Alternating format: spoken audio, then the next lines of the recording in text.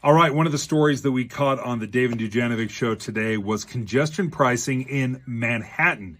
Now, why should we care about New York? Well, we have some congestion pricing that's going on right here in Utah, and I want to kind of compare and contrast the differences between what they're doing in New York and what they do here. So this is the new plan in Manhattan. Every time you drive downtown Manhattan, if you're driving a car, it's going to cost you an additional $9. So $9 flat fee.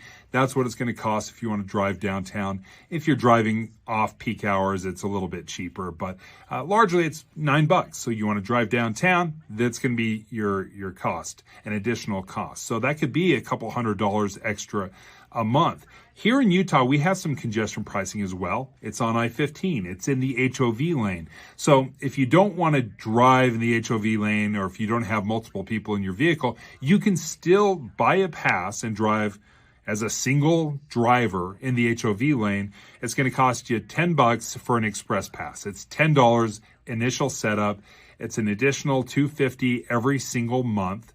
And then it will charge you per zone. Now there's 8 zones from Roy to Spanish Fork. It ranges between 25 cents per zone up to $2 per zone. So at most it's going to cost you $16 to travel, and then at the least it's going to cost you $2. And that's a pretty significant commute from Roy down to Spanish Fork. So, most people will only cross 2 or 3 zones in a commute. So that's kind of how it breaks down here in Utah. The thing I like about the way we do it here in Utah is it's optional. There's a free version. You can just drive in the other lanes. Don't drive in the HOV lanes.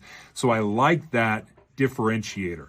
In Manhattan, if you drive, even if you come in and just take a detour off one little road, boom, you're going to get hit with that $9 surcharge.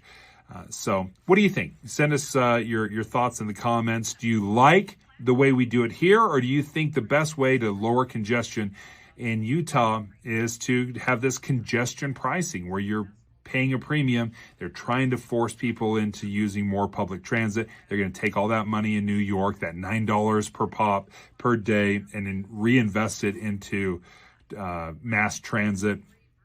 London has done this. London actually costs, I think, about 16 pounds. So what is that?